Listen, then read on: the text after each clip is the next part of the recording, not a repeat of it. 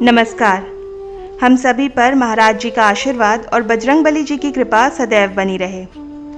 किसी भी देवी या देवता की पूजा जब करते हैं तो वो आपको कुछ ऐसे संकेत ज़रूर देते हैं जिन संकेतों से आप ये जान सकते हैं कि उनकी कृपा आपको मिल रही है, आपकी पूजा उन तक पहुंच रही है और उन्हें आपकी पूजा स्वीकार हो रही है। तो आज के इस अंक में मैं आपको इन्हीं संकेतों के बारे में बताने वाली हूँ। जो लोग हनुमान जी की पूजा करते हैं तो हनुमान जी की पूजा करने से जो उन्हें संकेत प्राप्त होते हैं, उनकी कृपा के वो कौन से ऐसे संकेत हैं जिनसे आप ये जान सकते हैं कि हनुमान जी की कृपा आपके ऊपर है। हनुमान जी सदैव आपके साथ रहते हैं। देखिए, हनुमान जी जो हैं वो जागृत देव हैं जो इस कलयुग में पूजे जा रहे हैं। हनुमान जी के सबसे ज़्यादा मंदिर इस दुनिया में पाए जाते हैं। हनुमान जी में बहुत सारे ऐसे गुण हैं जो सभी देवी देवताओं में नहीं पाए जाते। जैसे हनुमान जी एक महाबली भी हैं, वो एक सेवक भी हैं, एक भक्त भी हैं और हनुमान जी अन्य लोगों के आराध्य भी हैं। हनुमान जी में इतने गुण हैं कि जब आप इनकी पूजा शुरू करते हैं तो वही गुण धीरे धीरे करके आपके अंदर भी आने शुरू हो जाते हैं, जिनसे आप ये जान पाते हैं कि उनकी कृपा आपके ऊपर बनी हुई है। अब कौन कौन से ऐसे गुण हैं वो मैं आपको आगे के वीडियो में बताऊंगी।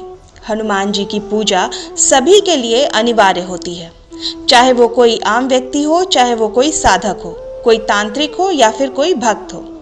साधक, तांत्रिक और भक्त ये लोग हनुमान जी की पूजा जरूर करते हैं, क्योंकि माता की पूजा अगर कोई तांत्रिक या कोई भक्त अगर करता है तो माता के अगवानी है हनुमान जी, यानी कि हनुमान जी माता के आगे चलते हैं।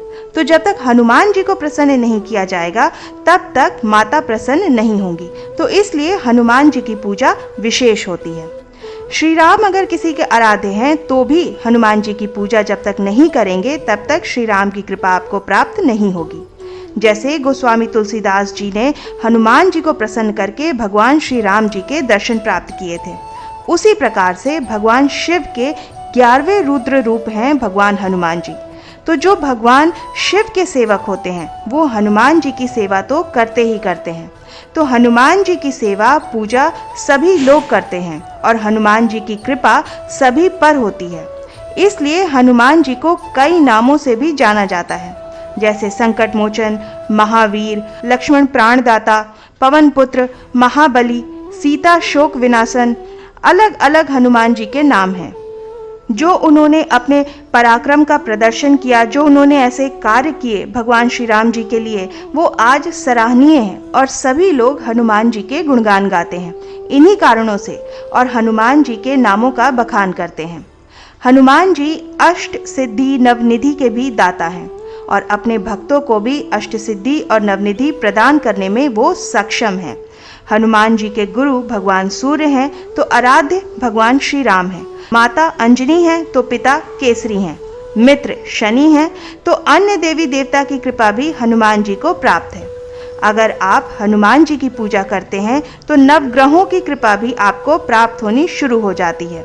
अगर आप हनुमान जी की कृपा पूजा करते हैं तो श्री राम जी की कृपा भी आपको मिलनी प्रारंभ हो जाती है।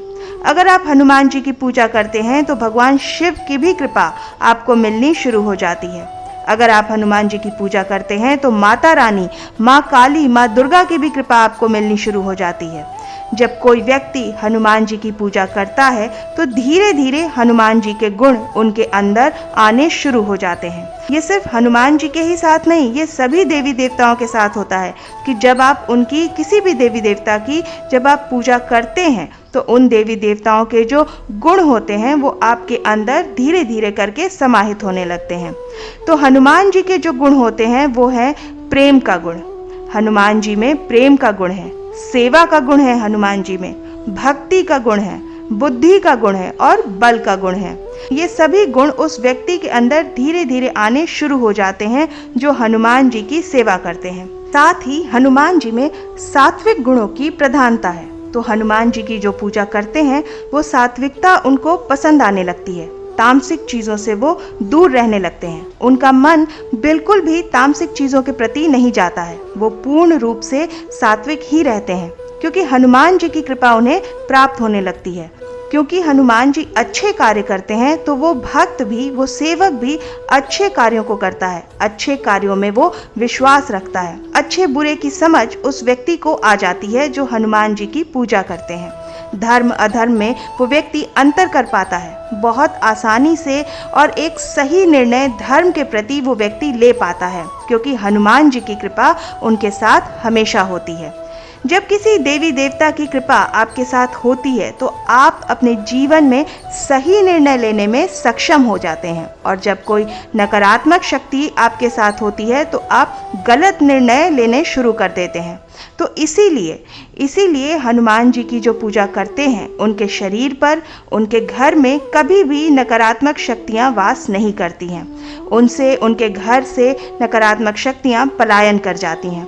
उस व्यक्ति के अंदर तामसिक गुण नष्ट हो जाते हैं। जो लोग हनुमान जी की पूजा करते हैं उन्हें हनुमान जी के दर्शन स्वप्न के माध्यम से प्राप्त होते हैं। हो सकता है कि सिंदूरी मूर्ति के रूप में हनुमान जी के दर्शन आपको हो रहे हों। हो सकता है हनुमान जी का कोई मंदिर, या फिर आप स्वयं को हनुमान चालीसा पढ़ते हुए किसी मंदिर में देख रहे हों।